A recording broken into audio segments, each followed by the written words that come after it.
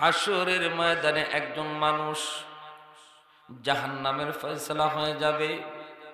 এই লোকটা জাহান্নামের দিকে রওনা দেয়, জাহান্নামের দিকে যায়, কিন্তু বারবার শুধু পিছনের দিকে তাকায়া আল্লাহকে দেখে। রব্বুল আলামিন যখন দেখলেন বারবার শুধু বান্দা পিছনের দিকে তাকায়, আল্লাহ আবার তারে ডাক দিয়ে আনবেন। আইলা মালিক জিজ্ঞেস করবে, বান্দা জাহান্নামের ফয়সালা হয়ে গেল, তুমি জাহান্নামে যাবা, তোমার তো ফয়সালা জাহান্নাম, যেতে হবে তোমাকে জাহান্নামে, কেন তুমি বারবার পেছনে তাকাইতেছ? লোকটা যে জবাব দিয়েছে, এই জবাব আল্লাহর বড় পছন্দ হয়ে গেছে। জবাবটা দেয়, মালিক দুনিয়াতে উলামায়ে কেরামের জবানে শুনেছি তোমার নাম রহমান, তোমার নাম হলো রহিম, আরো শুনেছি হাসরের মাঠে তোমার কুদরতি কলিজায় ৯৯ ভাগ দয়া মায়া তোমার কুদরতি কলিজায় থাকবে। ও মালিক, কেন জানি আমার মন বলে, কেন জানি আমার মন বলে আজ হাসরের ময়দানে তুমি তোমার রহমান রহিম নামের খাতিরে আমাকে মাফ করে দেও কিনা, এই আশায় শুধু বারবার তোমারে দেখতেছি। আল্লাহ পাক ফেরেশতাদেরকে ডাক দিয়া বলবে, ফেরেশতারা আমার বান্দার আমলনামাটা আমি আল্লাহকে আবার তোমরা দেখাও, আমি নিজেই চেক করব। আমলনামাটা আল্লাহ নিজেই দেখতে থাকবেন।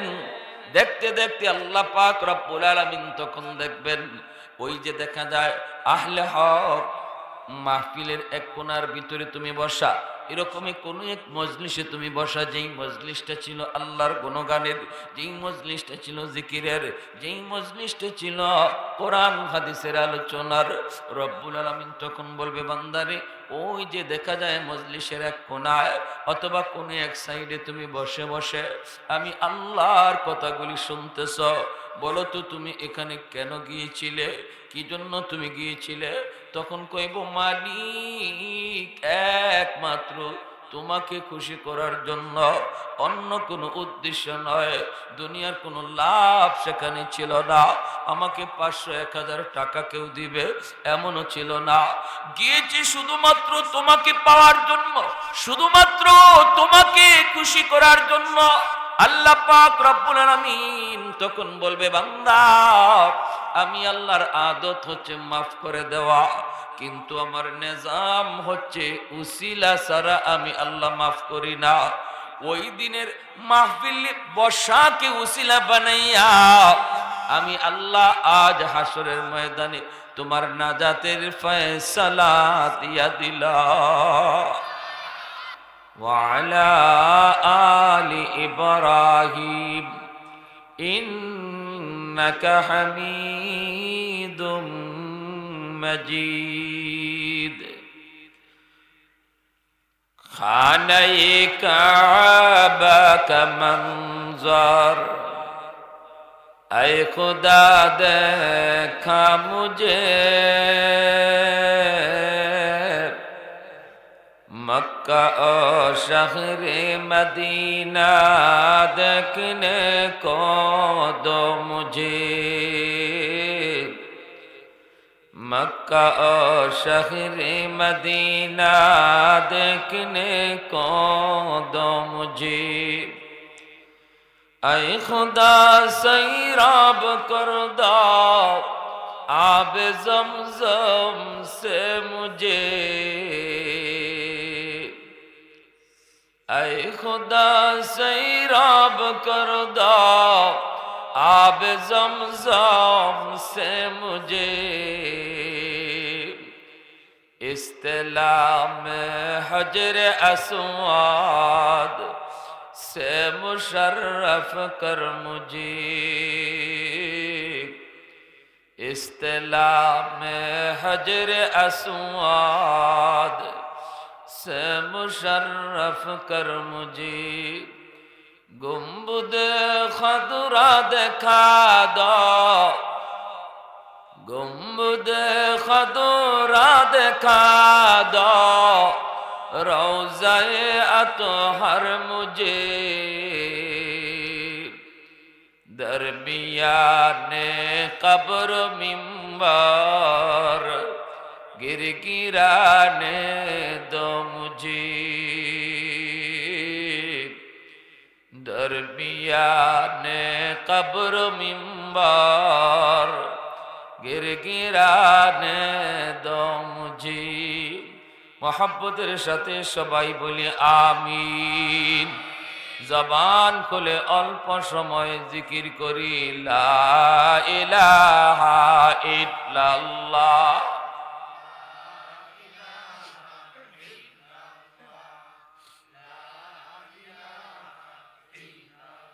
जुरे ला इलाहा इल्लाल्लाह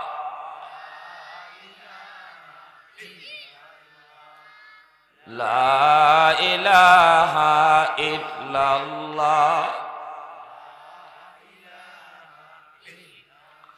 तो दिल में तो आता है समझ में नहीं आता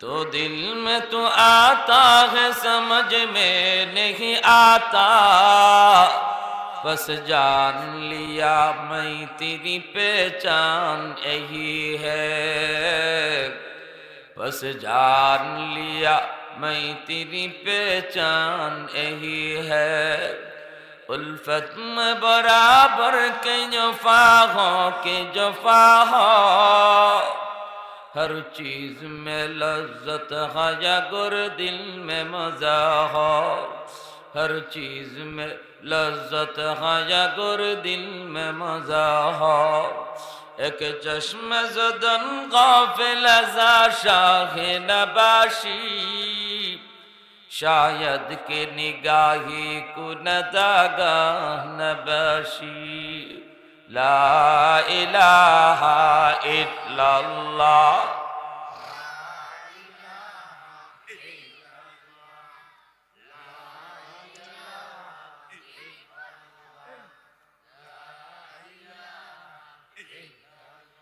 ला इलाहा इल्लल्लाह मुहम्मदुर रसूलुल्लाह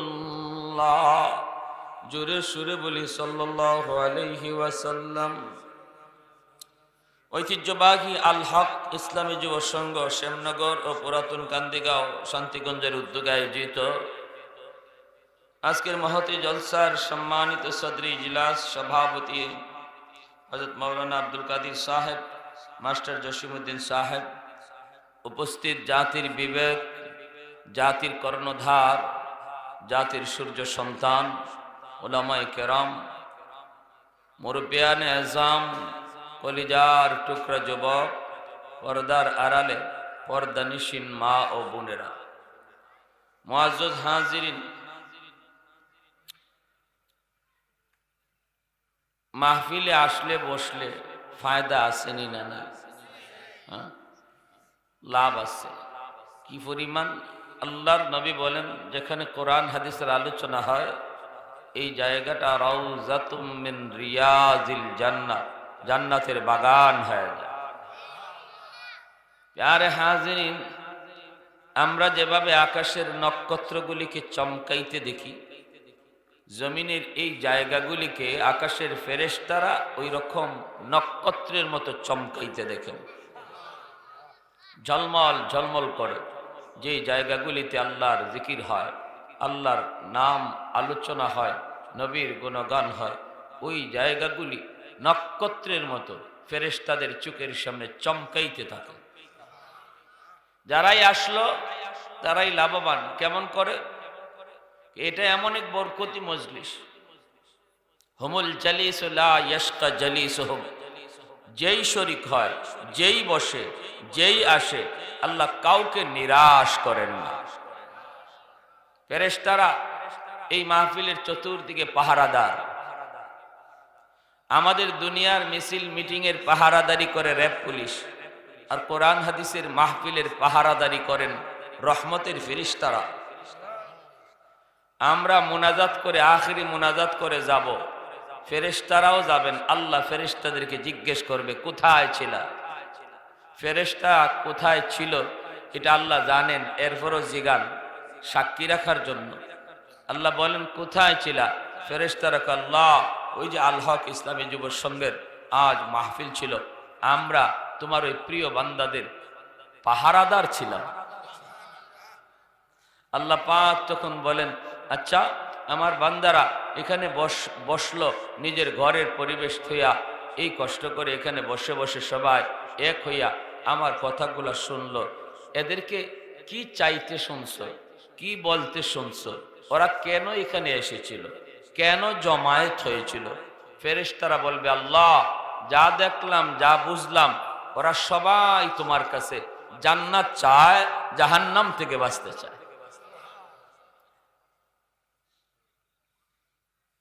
আল্লাহ পাক রব্বুল আলামিন ফেরেশতাদেরকে তখন বলবেন বলো তোমরা বলো আমার যে সকল বান্দারা এখানে বসে বসে আমার কাছে জান্নাত চাইলো, জাহান্নাম থেকে বাঁচতে চাইলো, ওরা কি জান্নাতের শান্তি নাজ নিয়ামত আরাম আয়েশের দৃশ্য কখনো দেখছে?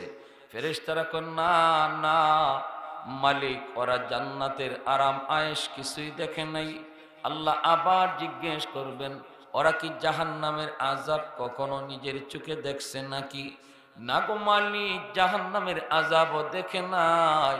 এবার আল্লাহ পাক বলবেন তাহলে তোমরা সাক্ষী দেখো আমার যে সকল বান্দারা জান্নাতের শান্তি দেখলো না, জাহান্নামের আযাবও দেখলো না, এরপরেও বসে বসে আমি আল্লাহর কাছে জান্নাত চাই, জাহান্নাম থেকে বাঁচতে চাই, ওই সকল বান্দাদের জন্য আমি আল্লাহ জান্নাতের ফয়সালা দিয়া দিলাম। ফেরেশতারা কো মালিক সবাইকে মাফ করে দিয়েছো? আল্লাহ পাক বলে হ সবাইকে মাফ করে দিয়েছি। ফেরেশতারা তখন কো মালিক সবাই তো ওয়াজ শোনার নিয়তে আসে নাই, কেউ এসেছিল বাড়িতে যাবে, কেউ নিয়ত ছিল দোকানে যাবে, মাঝখানে ওয়াজ হয়, এই ওয়াজের আওয়াজ শুই না সে এখানে বসছে। ওয়াজে উদ্দেশ্য তার ছিল না আসা, উদ্দেশ্য ছিল কোথাও যাওয়া, মাঝখানে ওয়াজ দেইকা সে বসে গেছে। আল্লাহ তুমি কি তারও মাফ করে দিয়েছ? রব্বুল আলামিন তখন বলে হুমুল জালিসু লা ইয়াশকা জালিসুহুম, এটা এমন এক বরকতি মজলিস, এটা আমার প্রিয় বান্দাদের এমন এক মজলিস, এখানে যেই শরীক হয় আমি আল্লাহ তারেও মাফ করে দে। আরেকটু জোরে সুবহানাল্লাহ, মহব্বতের সাথে সুবহানাল্লাহ। তাহলে আসলে বসলে লাভ আসেনি না নাই? হ্যাঁ ভাইরা আমার, এজন্য বলি এই যে ফেরেশতারা পাহারা বসাইছেন এটা শুধু এই সামিয়ানার চতুর্দিকে, আমাদের বাড়িঘর লইয়া ফেরেশতারা পাহারা বসায় না। আমি যদি মনে করি আমি তো দূর থেকে শুনতেছি, লাভ হবে না। রহমতের ছায়া ঝলমল করে এই জায়গা যেখানে সামিয়ানার নিচে, জোরে করে সুবহানাল্লাহ। তাহলে আমরা লসে না লাভে আছি? লাভে আলহামদুলিল্লাহ। আমরা সবাই আশা করতে পারি যে আজকের এখানে আমার বসাকে উসিলা করে আল্লাহ মাফ করে দিতে পারে। আল্লাহ মাফ করে যদি দেয় কারো কাছে মালিকের জবাব দেওয়া লাগবে না। আল্লাহ যদি মাফ করে দেয় কারো কাছে জবাব দেওয়া লাগবে। আমার ভাইয়েরা বন্ধুরা যুবক, হাসরের ময়দানে একজন মানুষ জাহান্নামের ফয়সালা হয়ে যাবে। এই লোকটা জাহান্নামের দিকে রওনা দেয়, জাহান্নামের দিকে যায়, কিন্তু বারবার শুধু পিছনের দিকে তাকায়া আল্লাহকে দেখে। রব্বুল আলামিন যখন দেখলেন বারবার শুধু বান্দা পিছনের দিকে তাকায়, আল্লাহ আবার তারে ডাক দিয়ে আনবেন। আইলা মালিক জিজ্ঞেস করবে বান্দা জাহান্নামের ফয়সালা হয়ে গেল, তুমি জাহান্নামে যাবা, তোমার তো ফয়সালা জাহান্নাম, যেতে হবে তোমাকে জাহান্নামে, কেন তুমি বারবার পেছনে তাকাইতেছ? লোকটা যে জবাব দিয়েছে এই জবাব আল্লাহর বড় পছন্দ হয়ে গেছে। জবাবটা দেয় মালিক দুনিয়াতে উলামা একরামের জবানে শুনেছি তোমার নাম রহমান, তোমার নাম হলো রহিম। আরো শুনেছি হাসরের মাঠে তোমার কুদরতি কলিজায় 99 ভাগ দয়া মায়া তোমার কুদরতি কলিজায় থাকবে। ও মালিক, কেন জানি আমার মন বলে, কেন জানি আমার মন বলে আজ হাসুরের ময়দানে তুমি তোমার রহমান রহিম নামের খাতিরে আমাকে মাফ করে দেও কিনা, এই আশায় শুধু বারবার তোমারে দেখতেছি। আল্লাহ পাক ফেরেশতাদেরকে ডাক দিয়া বলবে, ফেরেশতারা আমার বান্দার আমলনামাটা আমি আল্লাহকে আবার তোমরা দেখাও, আমি নিজেই চেক করব। আমলনামাটা আল্লাহ নিজে দেখতে থাকবেন। দেখতে দেখতে আল্লাহ পাক রব্বুল আলামিন তখন দেখবেন, ওই যে দেখা যায় আহলে হক মাহফিলের এক কোণার ভিতরে তুমি বসা, এরকমই কোন এক মজলিসে তুমি বসা, যেই মজলিসটা ছিল আল্লাহর গুণগানের, যেই মজলিসটা ছিল জিকিরের, যেই মজলিসটা ছিল কোরআন হাদিসের আলোচনার। রব্বুল আলামিন তখন বলবে, বান্দারে ওই যে দেখা যায় মজলিসের এক কোণায় অথবা কোন এক সাইডে তুমি বসে বসে আমি আল্লাহর কথাগুলি শুনতেছ, বলো তো তুমি এখানে কেন গিয়েছিলে, কি জন্য তুমি গিয়েছিলে? তখন কইব, মালিক একমাত্র তোমাকে খুশি করার জন্য, অন্য কোনো উদ্দেশ্য নয়। দুনিয়ার কোনো লাভ সেখানে ছিল না, আমাকে 500-1000 টাকা কেউ দিবে এমনও ছিল না। গিয়েছি শুধুমাত্র তোমাকে পাওয়ার জন্য, শুধুমাত্র তোমাকে খুশি করার জন্য। আল্লাহ পাক রব্বুল আলামিন তখন বলবে, বান্দা আমি আল্লাহর আদত হচ্ছে মাফ করে দেওয়া, কিন্তু আমার নিজাম হচ্ছে উসিলা ছাড়া আমি আল্লাহ মাফ করি না। ওই দিনের মাহফিল বসাকে উসিলা বানাইয়া আমি আল্লাহ আজ হাসরের ময়দানে তোমার নাজাতের ফয়সালা দিয়া দিলাম। আর একটু জোরে কোন সুবহানাল্লাহ। আহাদুল লাইসা কামিসলি সামাদুন লাইসা কাফাদলি লিমানিল মুলকু তুগু সাজাওয়ার খুদাই, তো খুদা বন্দে আমি নি, তো খুদা বন্দে সারি, তো খুদা বন্দে জমিনি, তো খুদা বন্দে সামাই, তু রহিমি তু করিমি তু সমিঈ তু বসিরি, তু মুইদ্দি তু মুদিল্লি তু মালিকিল আরশি বার বজাই, বরি আজ খুরদন ও খুফতন, বরি আজ তুহমত মরদন, বরি আজ বিম উমিদি, বরি আজ রঞ্জ বালাই। জোরে সুরে কোন আল্লাহু আকবার। মুসলমানের আওয়াজে আল্লাহু আকবার।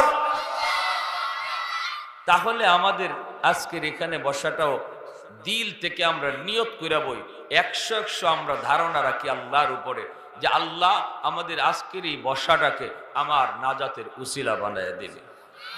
আল্লাহ পাক কয়, বান্দা তুমি আমার উপর যেই পরিমাণ ধারণা রাখবা আমি আল্লাহ তোমার সাথে ওই রকম ব্যবহার করব। আমার উপর যেই পরিমাণ ধারণা তোমার লেনদেন সেই রকম হবে। আমরা যদি আল্লাহর উপর এখানে বসে 100 আশা রাখি, আল্লাহ আমার 100 আশা, আজ আমি তোমার কাছে মাফি পেয়ে যাইবো, এই আজকের বসাকে আমার উসিলা হিসাবে কবুল করবা। আল্লাহকে, বান্দা তুই আমার উপরে 100 ইয়াকিন করছস, যা আমি তোর সাথে লেনদেনও এইভাবে করলাম, মাফ করে দিলাম। প্যারে হাজির, তওবার নিয়তে বসবো। কিসের নিয়তে? তওবার নিয়তে। বসার আগে জীবনে যত গুনাহ হইছে, আসতেছি আর বসতেছি আর এই নিয়ত করে বসি, আল্লাহ আর জীবনে যতদিন হায়াতে বাঁচি মালিক আর গুনাহ করবো না, পাক্কা ইরাদা আমার, আমি আর গুনাহ করবো না। এই নিয়তটা করে এখানে বসবো। বসার আগে ছিলাম আমি গুনাহগার, আর নিয়তটা দিল থেকে করার সাথে সাথে আমার নাম আল্লাহ ওলির তালিকায় লিখে দেবে। আত-তাইবু মিনাজ যামবি কামান লা যামবা লা। আল্লাহর নবী বলেন, যে ব্যক্তি তওবা করে তার আমলনামায় আল্লাহ কোনো গুনাহ রাখেই না। শুধু গুনাহ রাখে না তা না, বরং তার গুনাহগুলিকে নেকি দ্বারা পাল্টায় দেয়।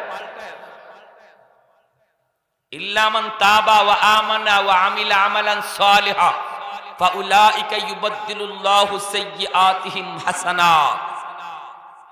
আল্লাহ তার পিছনের গুনাহ যা করছিল এই গুনাহও আল্লাহ নেকি দ্বারা বদলায় দেয়। এর জন্য হযরত আবু বকর সিদ্দিক রাদিয়াল্লাহু তাআলা একটা ঘটনা মনে পড়ে গেছে, বলবো ইনশাআল্লাহ। আবু বকর সিদ্দিক রাদিয়াল্লাহু তাআলা আনহু একদিন হযরত ওমর ফারুক রাদিয়াল্লাহু তাআলা আনহুকে বলতেছেন, ভাই ওমর, তোমার নেকি আমার চেয়ে অনেক বেশি। আবু বকর বলতেছেন হযরত ওমর ফারুক রাদিয়াল্লাহু তাআলা আনহুকে যে, ভাই ওমর, তোমার নেকি আমার চেয়ে অনেক বেশি। তো হযরত ওমর ফারুক রাদিয়াল্লাহু তাআলা আনহু বলতেছেন, এটা আপনি কি করেন? আপনি উম্মতের শ্রেষ্ঠ ব্যক্তি, আপনার নেকি। আযানের উত্তর দিই আমরা।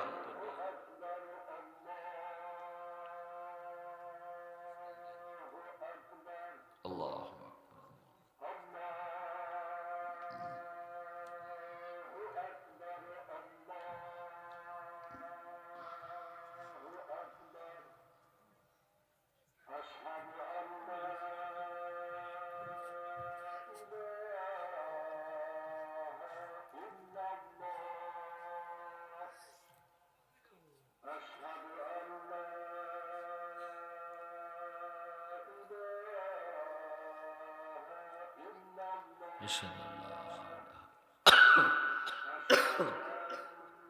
কি গরম আছে? চিনি সারা আছে না? চিনি সারা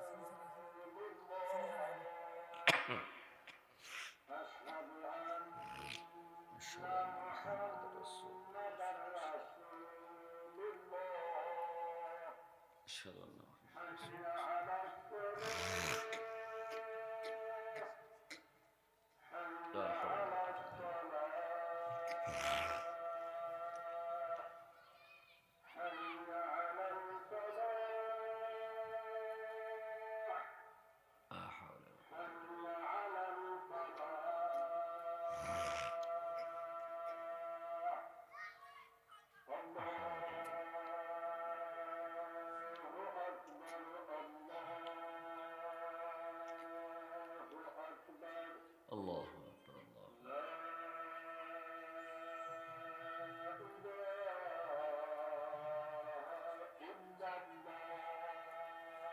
লা ইলাহা ইল্লাল্লাহ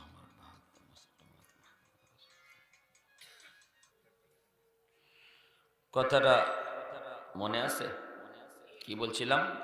হযরত আবু বকর সিদ্দিক রাদিয়াল্লাহু তাআলা আনহু তিনি হযরত ওমর ফারুক রাদিয়াল্লাহু তাআলা আনহুকে বলতেছেন, দুজনই আমার নবী, মায়ার নবীর শ্বশুর। আবু বকর সিদ্দিক রাদিয়াল্লাহু তাআলা আনহু আর হযরত ওমর ফারুক রাদিয়াল্লাহু তাআলা আনহু দুজন মায়ার নবীর কি হন? জোরে বলেন না কি? চার খলিফার প্রথম দুইজন শ্বশুর আর পরের দুইজন দামান। পরের দুইজন, চারজনের প্রথম দুইজন শ্বশুর, পরের দুইজন দামান। তো আবু বকর সিদ্দিক রাদিয়াল্লাহু তাআলা আনহুর দাম হলো উম্মতের মধ্যে সবচেয়ে দাম বেশি। নবীর উম্মতের মধ্যে সবচেয়ে বেশি দামি হলেন হযরত আবু বকর সিদ্দিক রাদিয়াল্লাহু। কিন্তু সে আবু বকর ওমর ফারুক রাদিয়াল্লাহু তাআলা আনহুকে বলতেছেন, ভাই ওমর, তোমার নেকি আমার চেয়ে অনেক বেশি। হযরত ওমর বলতেছেন, কেমনে? আবু বকর সিদ্দিক রাদিয়াল্লাহু তাআলা আনহু তখন বলেন, ভাই ওমর, বেশি হওয়ার যুক্তি হলো আল্লাহ পাক কোরআনের ভিতরে বলেছেন, ইল্লা মান তাবা ওয়া আমানা ওয়া আমিলা আমালান সালিহা ফাউলাইকা ইউবাদদিলুল্লাহু সাইয়্যাতিহিম হাসানাত। রব্বুল আলামিন তওবা করে, যখন তওবা করে, ঈমান আনে, নেক আমল করে, তখন আল্লাহ পাক রব্বুল আলামিন তার পিছনের জীবনের সব গুনাহ নেকি দ্বারা পাল্টায় দেন। এরে ওমর, তোমার পিছনের জীবনে আমি আবু বকরের চেয়ে অনেক গুনাহ বেশি। তোমার গুনাহ আমার চেয়ে অনেক বেশি ছিল। ঈমান আনার আগে অন্যায় করেছো তুমি আমার চেয়ে অনেক বেশি। কিন্তু যেই মাত্র তুমি ঈমান এনেছো, আমল করেছো, আল্লাহ পাকের কাছে তওবা করেছো, সাথে সাথে আল্লাহ পাক তোমার পিছনের জীবনের ওই গুনাহগুলি নেকি দ্বারা পাল্টায় দিছি।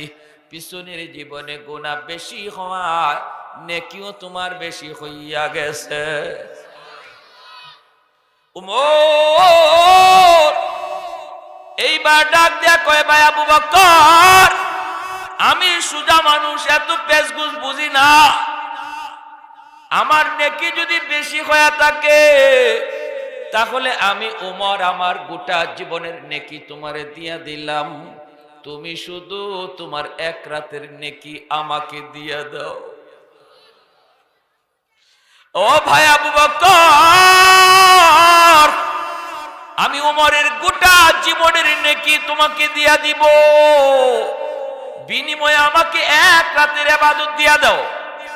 আবু বকর সিদ্দিক বলে, সেটা কোন রাত? ওমর ফারুক বলে, এটা সেই হিজরতের রাত, যেই রাতে আমার মায়ার নবীকে নিয়ে তুমি হিজরত করেছিলে, আর মায়ার নবীর অপেক্ষায় তুমি দাঁড়ায় দাঁড়ায় প্রহর গুনছিলে। কত রাত তুমি দরজার পাশে দাঁড়ায় দাঁড়ায় নবীর অপেক্ষায় ছিলি, কখন জানি আমার নবী আয়েশা টোকা দেয়, কখন জানি নবী আয়েশা ডাক দেয়া কয়, আবু বকর চলো হিজরত করা লাগবে। ও আবু বকর, সেই দিন তুমি নবীকে নিয়ে বের হয়েছিলে, গারে সুরের মধ্যে তুমি উঠলা, অথচ আমার নবীকে তুমি হাঁটতে দাও নাই, পাহাড় বাইতে আমার নবীকে দাও নাই, মায়ার নবীকে তুমি পিঠে উঠাইয়া নিজে পাহাড় বায়া বায়া নবীকে উপরে উঠাইছিলা। গর্তের ভিতরে যখন ঢুকেছ,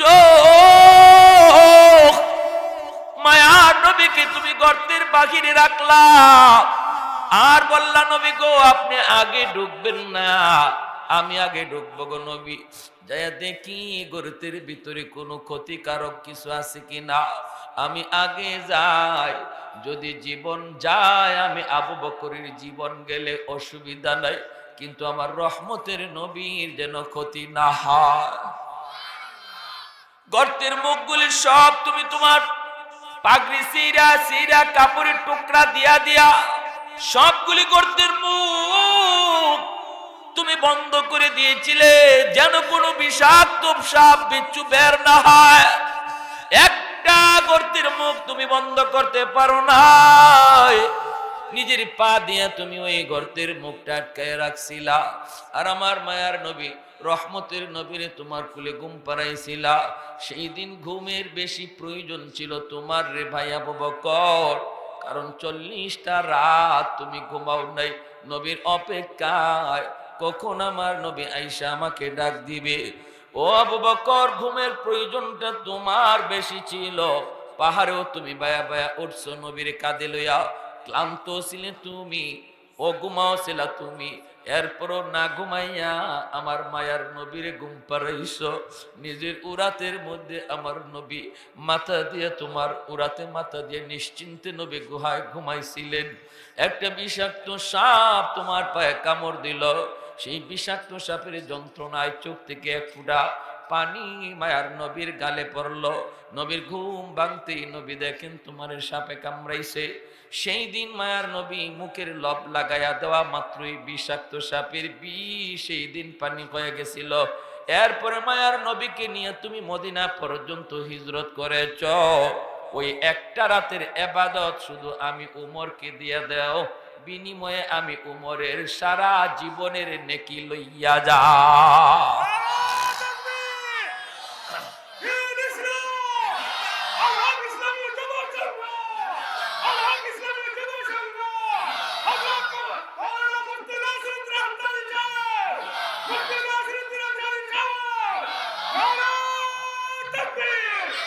कौनैन मुख्तार खुदा तुमको बनाया,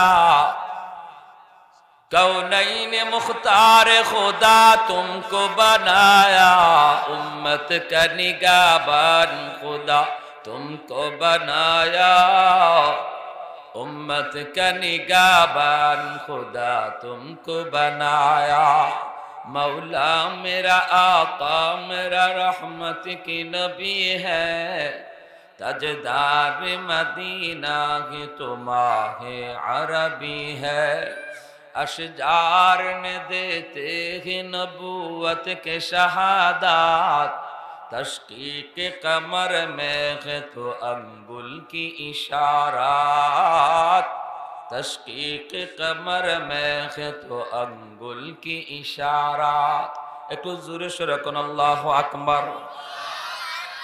আবু বকর সিদ্দিক রাদিয়াল্লাহু তাআলা আনহু কয়, ভাই উমর, ভালো প্রস্তাব দিয়েছো, আমার এক রাতে আমল তোমার সারা জীবনের আমল পাল্টা পাল্টি, কিন্তু আমার ওই রাতে কি পরিমাণ আমল, ওই রাতে আমি আবু বকরের কি পরিমাণ নেকি হইছে আমি নবীর কাছ থেকে একটু জানি আই। পাল্টাইলিম, বদলাইলিম, তবে আমার নবীর কাছ থেকে একটু জানি আই এই রাতে আমার কিরম নেকি হইছে, বুঝতে তো পাল্টানি লাগবে, যদি আবার লসে পড়ি। দুজন আল্লাহ নবীর কাছে হাজির। আল্লাহ নবী রহমতের নবী বলেন, আবু বকর, ওমর, কেন নবীর কাছে এসেছো, কি জন্য? সাথে সাথে আবু বকর সিদ্দিক রাদিয়াল্লাহু তাআলা আনহু তখন বলে, ইয়া রাসূলুল্লাহ, ওগো নবীজি, আমরা একটা পাল্টা পাল্টি করতে চাই, বদলা বদলি করতে চাই। আল্লাহর নবী বলে, কি পাল্টা পাল্টি করবা, কি তোমরা বদলা বদলি করতে চাও? সাথে সাথে আবু বকর সিদ্দিক বলেন, ইয়া রাসূলুল্লাহ, আমি আবু বকরের এক রাতের ইবাদত উমর নিতে চাই, আর উমরের গোটা জিন্দেগীর ইবাদত আমারে দিতে চায়। নবী কয়, আবু বকর, সেটা কোন রাত? বলে নবী কয়, হিজরতের রাত। সুবহানাল্লাহ। আল্লাহ নবী রহমতের নবী কয়, আবু বকর, পাল্টাইবা কি পাল্টাইবা না সেটা তোমার বিষয়, আমি জানি না, এটা তোমাদের দুজনের বিষয়।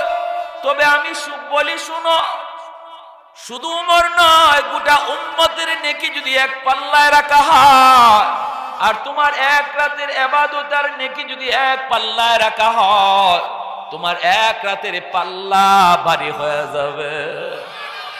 আর একটু জোরে কন্যা সুবহানাল্লাহ। এজন্য আমার ভাইয়েরা মনে রাখবেন, এজন্য বলতেছি, আজকে তওবা করার নিয়তে যদি এখানে বসি, এই কথা শোনা মাত্র আবু বকর সিদ্দিক বলতেছে, ভাই উমর, মাপ চাই। কি কয়? মাপ চাই। না না, পাল্টাইলে আমার তো ঠগা হইব, না না, এজন্য আমরা এখানে বসবো, নিয়ত করব তওবার নিয়ত। তওবার নিয়ত যদি করি আল্লাহর গোলাম, তাহলে আল্লাহ পাক আমার পিছনের গুনাহগুলির নেকি দ্বারা বদলায় দেবে। কারা কারা তওবার নিয়তে বসতে রাজি? হাত তুলে আল্লাহরে দেখেন। আল্লাহ, তুমি প্রতিটা হাতকে কবুল করো। জোরে বলি আমিন, আরো জোরে বলি আমিন।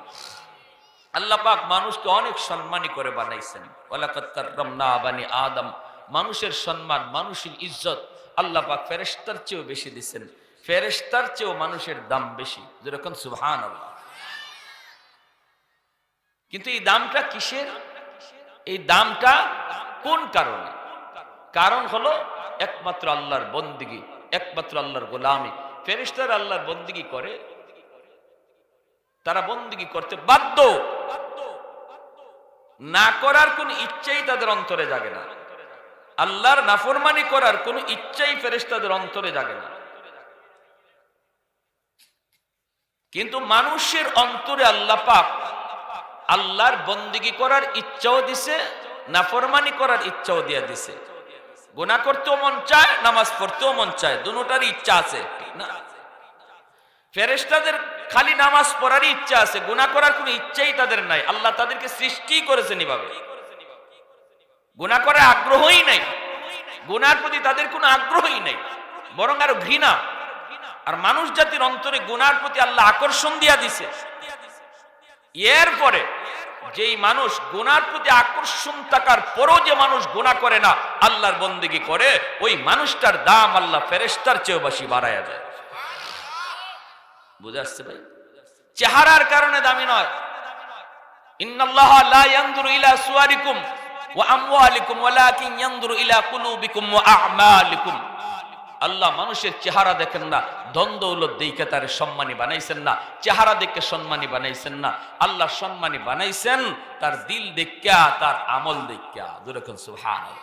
এজন্যই বেলাল হাবশী রাদিয়াল্লাহু তাআলা আনহু হাবশার একজন গোলাম হইয়া কালো কুৎসিত কালো এমন বেলালকে আল্লাহ পাক এত দামি বানাইছেন। কেমন দামি? উমাইয়ার গোলাম, মক্কায় উমাইয়ার গোলাম বেলাল।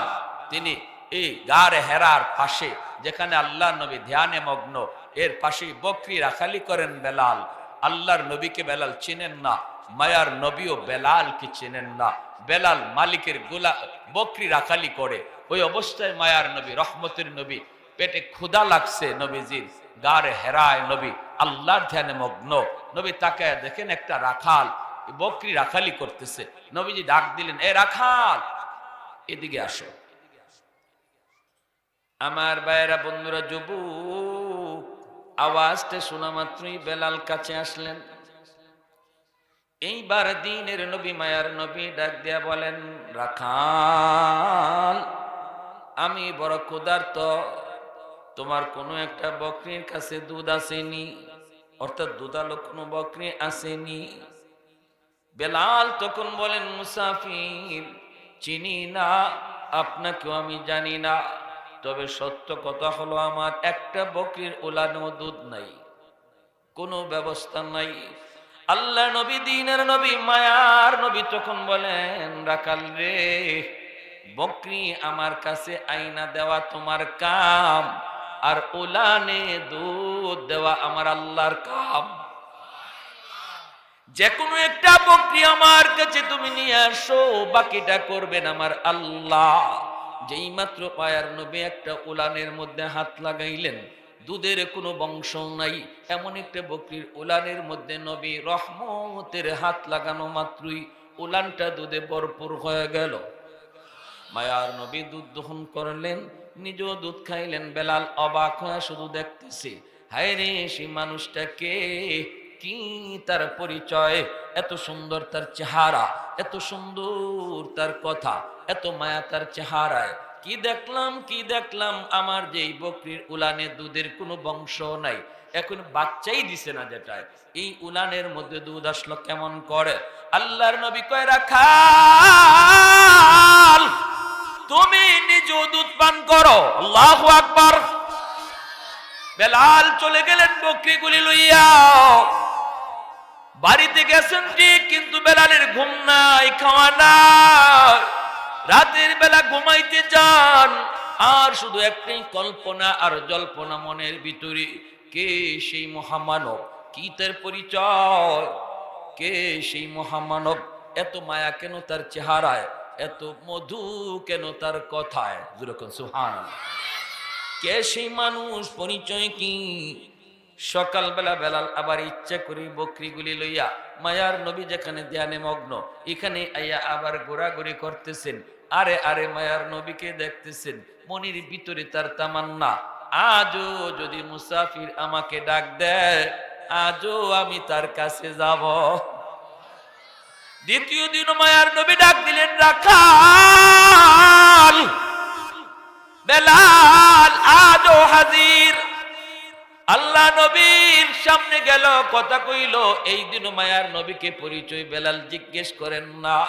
নবীর কাছে যাওয়া মাত্রই যেন বেহুশ হয়ে যান, অন্যরকম হয়ে যান, কোনো কথাই তার ইয়াদ থাকে না, কোনো কথাই মনে থাকে না, শুধু মায়া নবীর চেহারা দেখতেই পাগল হয়ে যান। আল্লাহু আকবার।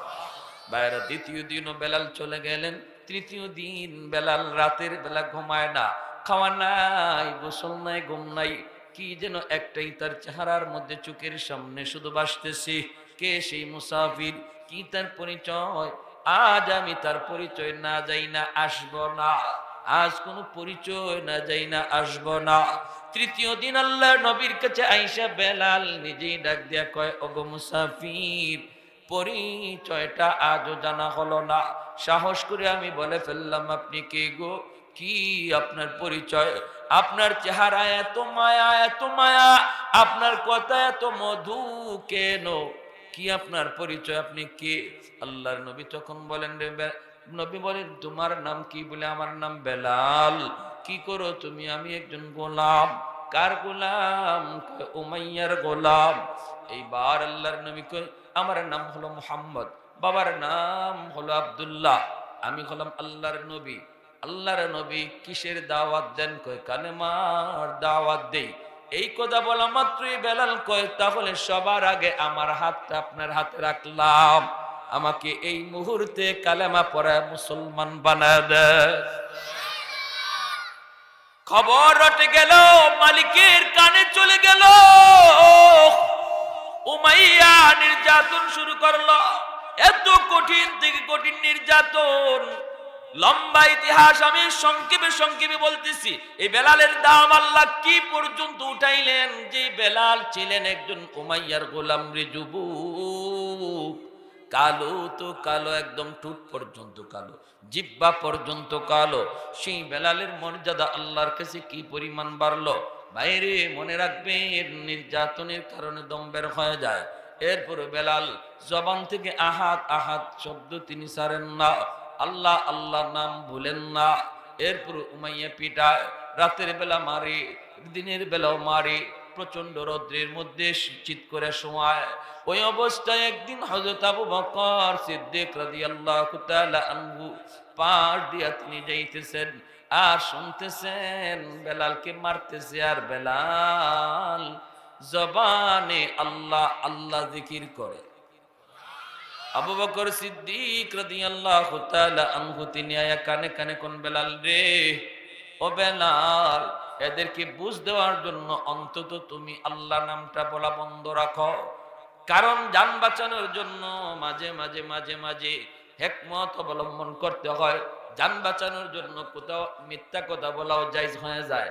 বেলাল তখন ডাক দেয়া কয়, ভাই আবু বকর, আমি তো চাই, কিন্তু আমার মুখ দিয়া আল্লাহ ছাড়া কিছু বের হয় না। আমি চাইলেও লাভ হবে না রে আবু বকর, আমি চাইলেও লাভ হবে না, জবান দিয়ে আল্লাহ ছাড়া কিছু বের হয় না, কিছু বের হয় না। এই কলা বলা মাত্র এই হযরত আবু বকর চলে গেলেন মায়ার নবীকে তিনি যায় জানায়া দিলেন, মায়ের নবী গো, আপনার বেলাল প্রাণ বের হয়ে যায়, নির্যাতন আর নির্যাতন। আল্লাহর নবীকে যায় বলেন, নবী গো, আমি বেলালকে কিনতে চাই, উমাইয়ার কাছ থেকে বেলালকে কিনতে চাই। নবী বলেন, আবু বকর, কিনতে যখন যাইবা আমার বেলালকে, আমার বেলালের দাম কি পরিমাণ আমার আল্লাহর কাছে আল্লাহ আমাকে জানাইছে, তুমি যে পয়সা দিয়ে বেলালকে কিনবা, এই পয়সায় আমি নবীরও কিছু পয়সা লাগাইও, যেন হাসরের মাঠে আমিও আল্লাহর কাছে বলতে পারি, মালিক, তোমার বেলালকে কিনার মধ্যে আমার পয়সাও ছিল। সুবহানাল্লাহ, জোরে কোন। আবু বকর সিদ্দিক গেছেন উমাইয়ার কাছে, গিয়া বলতেছেন, এ মিয়া ফিডাইয়া মারার দরকার নেই, গোলামটারে বিক্রি করে দাও। উমাইয়া কয়, হ হ, লয়ে যাও, লয়ে যাও, 10টা স্বর্ণ মুদ্রা আমারে দিয়ে দিও, 10টা স্বর্ণ মুদ্রা লয়ে যাও। আবু বকর সিদ্দিক বলে, নাও, 10 স্বর্ণ মুদ্রা দিলাম। উমাইয়া কয়, আবু বকর, বেলালের তো আমার কাছে কোনোই দাম নাই, এটা একবারে আমার কাছে আকামা ছিল, আমার গোলামদের ভিতরে এই বেলালের কোনো দাম আমার কাছে নাই। তুমি যদি আমারে কইতা যে 1টা টাকা দিমু, 1টা টাকা, তাহলে 1 টাকা দিয়ে আমি বিক্রি করে দিতাম। আবু বকর সিদ্দিক বলেন, উমাইয়া, তাহলে আমার কথা শুন, তুমি তো বেলালকে চিনো না, এর জন্য বেলালের দাম মনে করছো 1 টাকা 1 টাকা 1 টাকা, কিন্তু আমি আবু বকর বেলালকে শুধু চিনছি তা না, আমার নবীও চিনছেন। অতএব তুমি যদি বলতা বেলালকে বিক্রি করব 100 টাকায়, 1000 টাকায়, আমি আবু বকর 1000 টাকা দিয়েও কিনতে রাজি ছিলাম।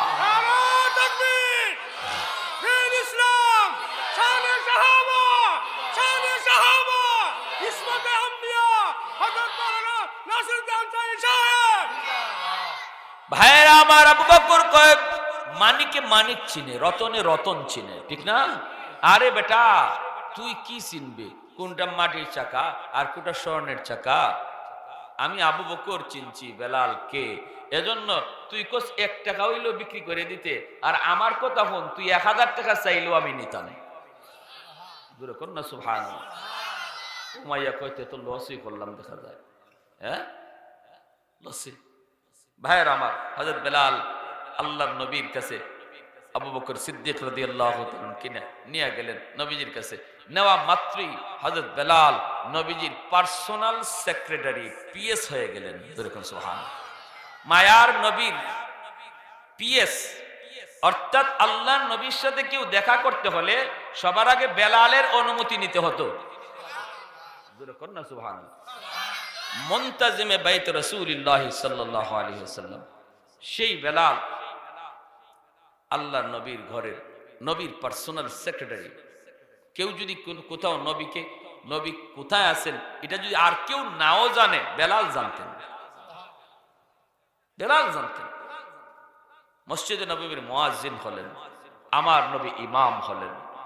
বেলাল তিনি ফজরে আজান দিবেন, রমজান মাস, সেহরির টাইম শেষ। আজান দেওয়ার আগে বেলাল দেখি আমার নবী সেহরি খাইয়া শেষ করছেন, কারণ আজানটা দিয়েই তিনি আল্লাহ নবীর কাছে যাইতেন, নবী ঘুম থেকে উঠছেন কিনা, নবী ঘুম থেকে উঠছেন কিনা। একদিন তো উঠতে উঠতে দেরি হয়ে গেছে, কেউ নবীরে ডাক দিতে সাহস পায় না। সবাই কয় বেলাল তুমি যাও। ইনি কয় আমি যাইমু তো নবীরে ডাক দিমু কেমনে, ফর্সা হয়ে যেতেছে, সূর্য উঠতে যাইব, নবী এখনো ঘুমাইতেছেনি, ফজরের নামাজ নাই। মসজিদের সমস্ত সাহাবায়ে কেরাম অপেক্ষায়, আবু বকর সিদ্দিক, হযরত ওমর, সাহাবায়ে কেরাম মসজিদে অপেক্ষায়, ফজরের নামাজ পড়বেন, নবী নামাজ পড়াইবেন। এদিকে সূর্য উঠার ভাব ধরে লইছে, নবী এখনো ঘুমাইতেছেন। এজন্য ইমাম সাহেব যদি মাঝে মাঝে ঘুমায় থাকে, রাগ করেন না, রাগ করেন না। আমার নবীর ফজরের নামাজ কাজাও হয়েছে সাহাবায়ে কেরামের জামাত লইয়া। আল্লাহ নবী শুধু বলছিলেন বেলাল ডাক দিও। হযরত বেলাল রাদিয়াল্লাহু যুদ্ধ থেকে ফেরার পথে একটা মরুভূমির প্রান্তরে যে ডাক দিও ফজরের সময়। হযরত বেলাল রাদিয়াল্লাহু তাআলা উনি তো ডাক দিবেন ফজরের সময়, ক্লান্ত সবাই, কিন্তু উনারও ঘুম ধরে নিছে। শেষ পর্যন্ত নবীজির ঘুম ভাঙছে, সূর্যের আলো পড়ছে নবীর চেহারায়, তখন সূর্য ঘুম ভাঙছে। আল্লাহ নবী বলে বেলাল কি ব্যাপার, ফজরের নামাজ গেল কই? বেলাল বলে ইয়া রাসূলুল্লাহ, শয়তান আমার চোখেও ধোঁকা দিয়া দিছে। এটা তো দিছে কিন্তু আল্লাহ পাকের ইচ্ছা, আল্লাহ পাকের সবকিছু আল্লাহর ইচ্ছা হয় না, আল্লাহ পাকের এটা মানসা ছিল। হ্যাঁ মানুষ তোমার ভুল হতে পারে, নামাজটা যদি তোমার কাজা হয়ে যায় দেরি করবা না। আল্লাহ নবী দেরি করেন নাই, সাহাবায়ে কেরামকে লইয়া এই জায়গাটার থেকে আরেকটা জায়গার মধ্যে যাইয়েই ফজরের নামাজ আদায় করছেন, জামাতের সাথেই পড়ছেন ফজরের নামাজ সূর্য ওঠার পরে। এজন্য ঘুমন্ত অবস্থায় যদি কখনো ঘুমন্ত অবস্থায় আপনি আজানই টের পান নাই, ফজর রক্ত টেরই পান নাই, এই অবস্থায় আপনার রক্ত চলে গেছে, দেরি নাই, ওঠার লগে লগে পেরেশানি শুরু হয়ে যাবে, ওযু করবেন, নামাজটা পড়ে নেবেন। যদিও কাজা হয়েছে, আল্লাহ পাক গুনার কাজার ওই যে আপনার যে কাজা হয়েছে কাজার গুনাহ দেবে না, আল্লাহ পাক মাফ করে দিবে, আল্লাহ মাফ করে দিবে। তাই বলে প্রতিদিন না, এটা কি আমার নবীর জীবনে দ্বিতীয়বার হয়েছে? জোরে কোন। এখন যদি আপনারা দলিল দেন হুজুর যখন কইছে তেনেও আজকে থেকে ঠাইটে ঘুমাইমু ফজরের সময়, হুজুরে খালি ডাক দিব, দূর আমি আজকে ওয়াজ শুনছি, ফজরের সময় ডাক দিও না। আমার নবীর জীবনে ঘটছে কয়বার? আপনার জীবনে একবার ঘটুক, সমস্যা নেই, কোনো গুনাহ হইতো না, কোনো গুনাহ হইতো না। একদিনের ঘটনার যদি 7 দিন বানায় দেন আপনি, তো হইব এটা না। তো হযরত বেলাল রাদিয়াল্লাহু তাআলা উনি গেছেন আল্লাহ নবীর কাছে, নবীজির কাছে গেছেন, রমজান মাস, সেহরির টাইম শেষ, মুয়াজ্জিন সাহেব আজান দেয় না সেহরির টাইম শেষে, টাইম শেষ, আর খানা খাইবেন না, একটু পরে আজান। বেলাল মনে মনে ভাবতেছেন যে আমার নবী খানা খাইয়ে শেষ করছেন আগে দেখি আই, কারণ ইনি তো আল্লাহ নবীর সবই, নবীজির খাদেমও, পার্সোনাল সেক্রেটারিও, নবীর সব কিছু উনি দেখতেছেন, পাহারাদার, সব সময় একটা লাঠি নিয়ে নবীর দরজার সামনে দাঁড়ায় থাকতেন। তিনি গেলেন, যায় দেখেন আল্লাহ নবী এখনো খানা খাইতেছেন। হযরত বেলাল রাদিয়াল্লাহু তাআলা আনহু যায় বলে ইয়া রাসূলুল্লাহ, ওগো নবীজি সেহরির টাইম শেষ, আর খানা খায়েন না।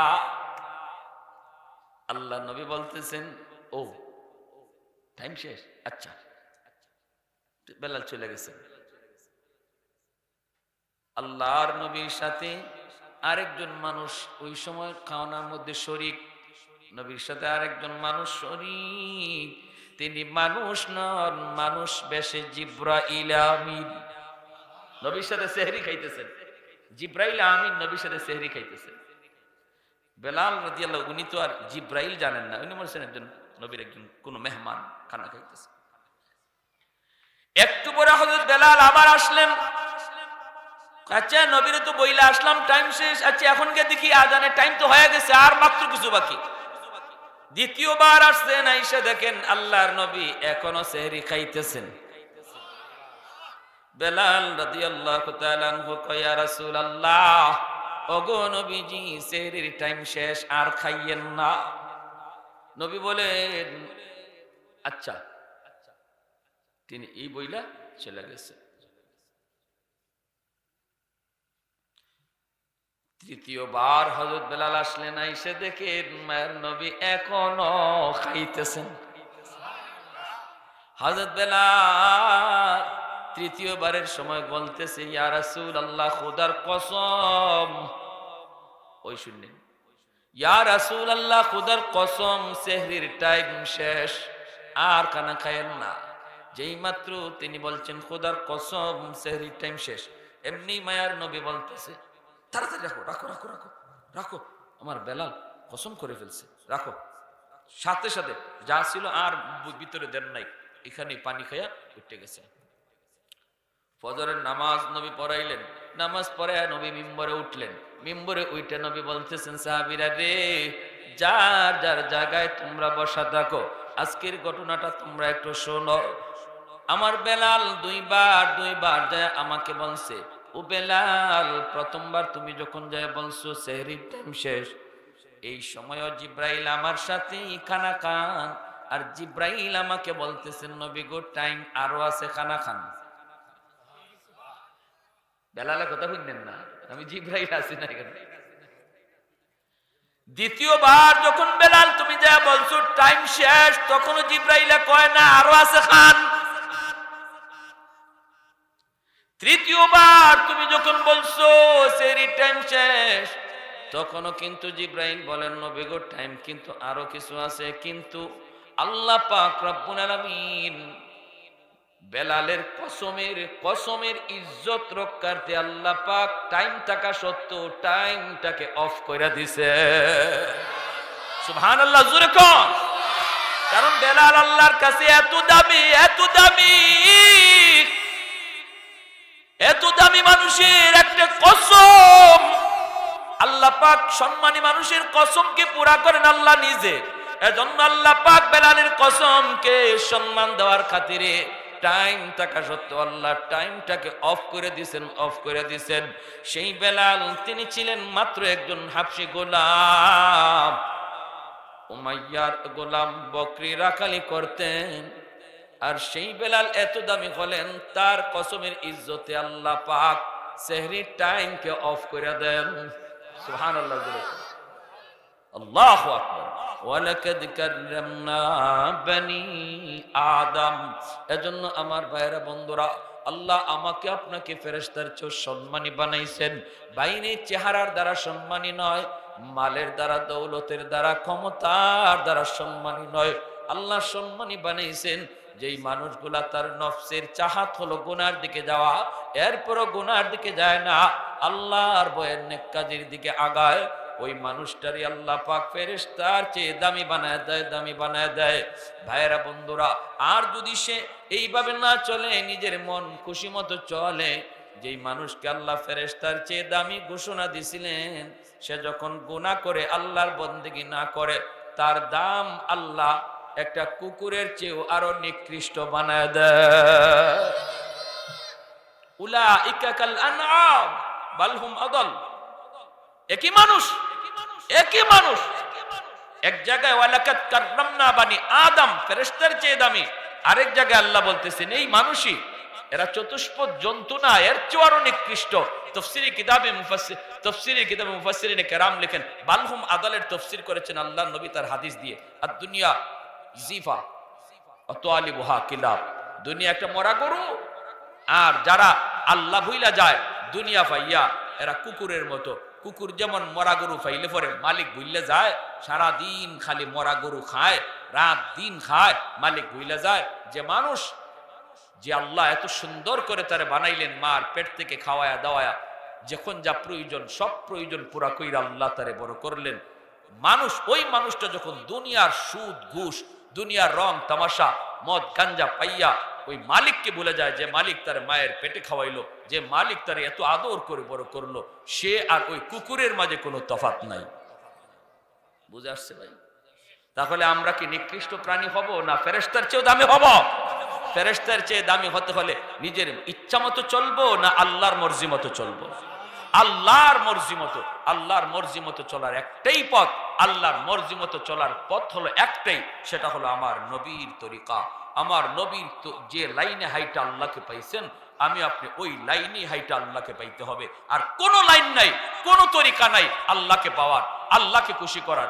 একটাই পথ, যেই পথে নবী আল্লাহকে খুশি করছেন, ওই পথেই আল্লাহকে আমাদেরও খুশি করতে হবে। কেমনে? 5 ওয়াক্ত নামাজ পইরা, কেমনে হারাম সাইরা, কেমনে পর্দা মান্না, কেমনে সুদ সাইরা, কেমনে ঘুষ সাইরা, মিথ্যা কথা সাইরা, চুকুলকুরি সাইরা একজন আল্লাহর নবীর পথের পথিক হইয়া আল্লাহরে খুশি করব।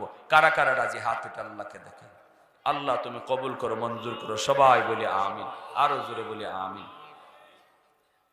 ওয়া আখির দাওয়ানা আনিল হামদুলিল্লাহি রাব্বিল আলামিন। দুরূদ শরীফ। আল্লাহুম্মা